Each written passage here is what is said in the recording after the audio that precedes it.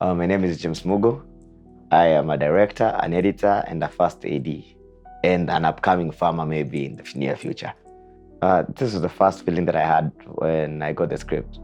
I was told I'm directing a show ya watu deaf. So number one, lazima ningeenda in shock kidogo juu. I never knew how to do sign language and nothing, but at least the producer who called me alisema nitakuwa na interpreter, nitakuwa na nini. So it was actually a good and awesome experience for me. City Girl niliambiwa na a good friend of mine called Tony. Akaambia kuna script nataka nimshutie. Sasa ndio nikapatiwa City Girl. But ilikuwa challenge.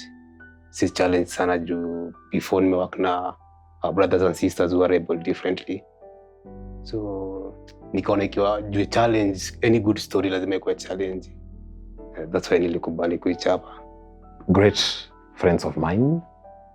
One lady called Gloria Njoki and another lady called Imelda Ochin. Imelda, we had worked before together with some organization, and we had known each other.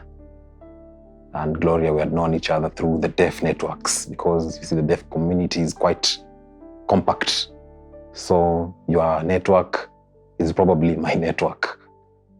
So that's how I got involved. My name is Fidelis Joki. My surname is like that.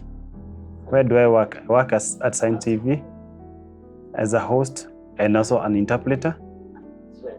I'm also an actress. So many times I work as an actress.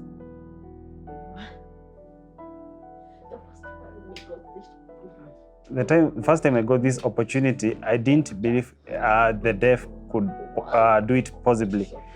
But I tried a lot, and that made me believe the responsibility was enough for me. But for Ifa, it was hard. But the director, I reported, and she said I could, but I was surprised. I had never dreamt of becoming such. But when the director told me I could, I was so happy. And that also fulfilled my dream, which I had before. The first thing that started was from somewhere. So I also happened to appear on the screen, which I was so happy, and because in the past it had not happened. But for this one, I was surprised by that opportunity, and I was so happy, I was so excited. Deaf Outreach Program is a disability organization majoring mainly on the deaf issues. Our mission is to mainstream deaf and disability rights in development. That simply means bringing the two worlds together, the world of the deaf person and the world of the hearing person, and ensuring that what is lacking in the other world is mainstreamed, just to bridge that gap that exists. It's just a general realization of the general gap. As a hearing person, I was curious about this community and what happens in the community, and if what I'm enjoying in my hearing community, the deaf person are able to enjoy the same. And I realized that there was I would call it a discrimination, but there was a big gap when it comes into the programming of different issues. A lot of deaf persons are denied the opportunities that, as hearing person, you might take it for granted in different areas. Call it health, call it communication, call it language, call it information, call it entertainment. The deaf persons are generally, denied opportunity that for hearing person may just be taken as just something for granted. Language barrier, mjamaa. Sini ya kwanza nilikuwa shindo, sasa hii ndio gani? Lakini hivyo nilikuja nikajua si fault yao, ni fault yetu juu sisi tuko na chance ya kulani hiyo language yao. Hawana. So nikakuja nikamwambia director mazeni aje, kuna kitu moja inafaa happen, inafaa sign language iko compulsory. Because inaleta language barrier nyingine serious sana. Ukikaa nao ndio unakuja kurealize tumewatupa sana. Challenging moments ni ku direct actors si rahisi. Because sometimes unajipata translator wangu ametoka kidogo, nimebaki one of the actors amenisainia anataka kitu fulani ama anataka kufanya nini, I'm like nimehang kidogo. Sasa ingine kwa set tumejipata ni watu hatujui kusign sisi wote at some point. Unajipata tu kutafuta na one of the translators kwa set. So I will speak this watu wenye wanasikia, kwa watu wenye wanasikia hiyo script haitakuwa na the same intensity as the deaf. That's what I came to understand when after nimelearn how the deaf operate and how they take things in, and so it was a good script, totally good script, but kwa understanding ndio nilikuja learn on set with the actors, and hata wengine walikuwa wananicorrect, wananiambia hapa hivi tunaweza fanya hivi kwa sababu community yetu hivi ndio ina make sense, not the other way around. So they process emotions and everything the same way as we do, but in a different kind of way. Wow. It has not been easy knowing the person that I am. I found that I occupied two conflicting personalities, because if I look at season 1, I appear as a character who is luring, seducing, and trying to convince a girl to come into my place, or rather to be mine. So it is an easy mood, like any man would want that, to be given that chance to showcase their opportunities and their skills, to show that they can persuade girls to become theirs. So I found it as a personality that I, of course, embrace. That is a personality that I believe I did it with to my best. But now there comes season 2. I'm being told, okay, wait a minute. This time around you are changing, or rather switching to a role that is not the natural you. So I ask myself, how am I going to play this part? This is not me. Now I'm reminded, okay, this is acting. You're supposed to act. Then I came to learn that acting is not just acting. It sets a stage for us to reveal our other personalities that we normally don't want to show to people, merely because we want to be seen to be good, or we do not want to hurt their feelings. But every personality exists in any human being. A human being must be angry. A human being must be happy. A human being must be sad. A human being must cry. A human being must laugh. All these are characteristics of human beings. It all depends on how we showcase them, and depends also on our level of emotional intelligence, something like that. So I did not believe that I could play this role. But coming to the end, actually realized that actually this is the role that I should be playing more often. The director was there. No, do it. Energy. So which energy? Si tuna act to energy ya nini tena? As you were saying, more energy, it encouraged me. I felt more power. I felt more dominance. And it enables me to know when to act this way and when to act this other way. So it has shaped me.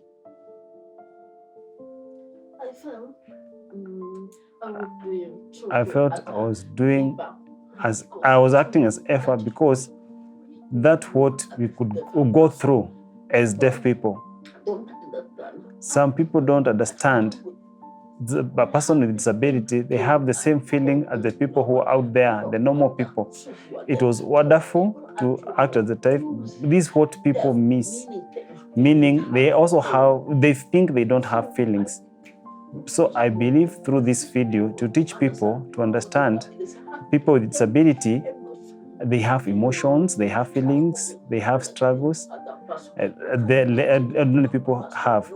So those ideas, the same challenges which the people go through about sexual health and reproductive rights, the same the people with disability at home experience. So this is a standard way to show that that's what they go through in their daily life. The purpose of the app is to educate the deaf on sexual health and reproductive. And my input was just coding. The other content was developed by some other people. Yes. City Girl 2, I can't give a specific role. I was the one who was doing the cooking and being sent here and there. I don't know what's the name of the role. Basically, it's a matter of trying to bridge the gap and the space between the deaf and the hearing. That's through some stuff that we do, the IT world, to try to bridge the gap, because you saw there was a gap between the hearing and the deaf, and the only way to bridge that gap was through inventions, basically in IT. Yes, sir. So, a broad spectrum of stuff that we can achieve, beginning with education, edutainment, that's how we call it, innovations in the deaf world that really try to bring together the deaf to be on at the same level with the hearing. And basically, it's as I told you, it's a broad spectrum of stuff that you pick this one from there, this one from here, and you bring together to bridge that gap between the deaf and the hearing. So songs, videos, apps, and maybe in the near future, some more innovations that we are really also trying to research, like a learning resource facility for the deaf. City Girl is just a platform where we get to share our experiences as deaf persons and also as hearing persons, and what the deaf persons go through. One of our main interests is sexual reproductive health and rights, and how we can relay and teach this information, but from an entertainment point of view.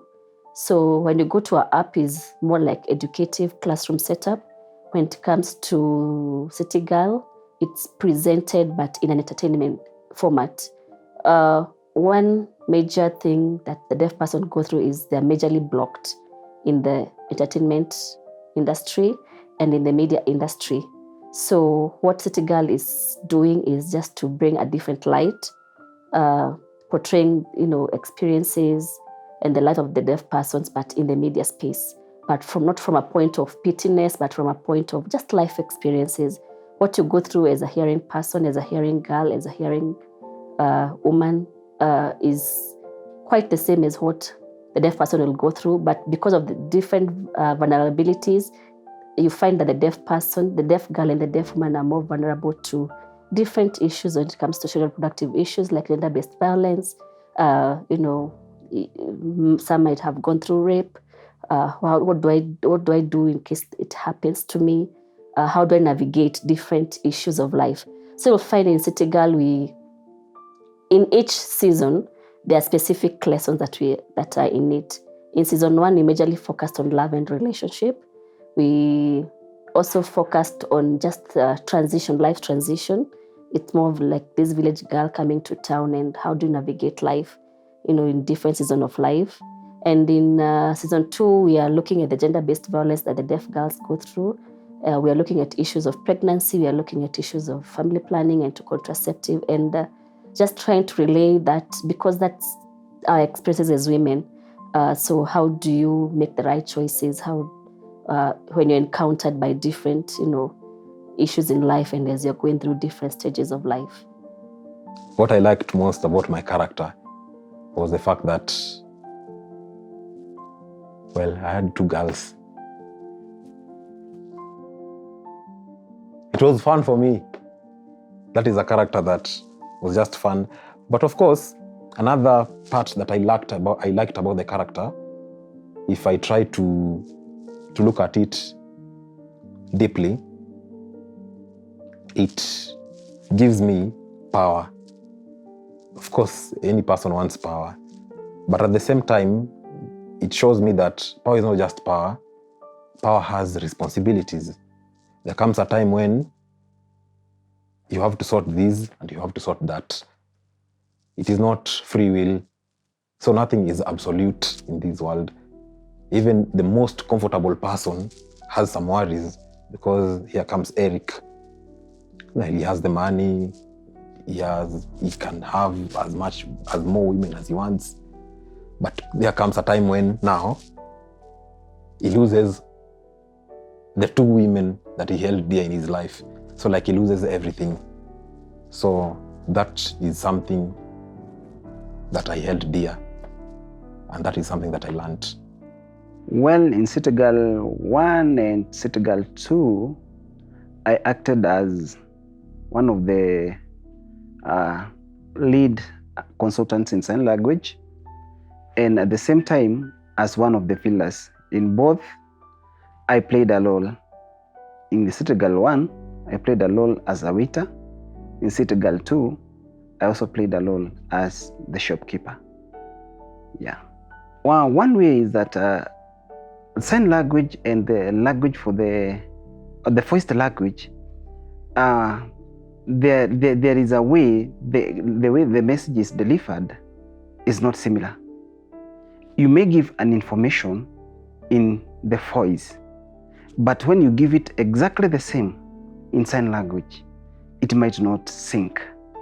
So that was one of the challenges when we were trying to come up with the script for the City Girl, then City Girl 1 and City Girl 2. The interesting part, I got to learn something new every day. I know how to sign several things. I know at least I can, naweza enda mahali sitakuama sana. Nikipatana nao, inaweza spell hata jina yangu hapo kidogo to quick fast.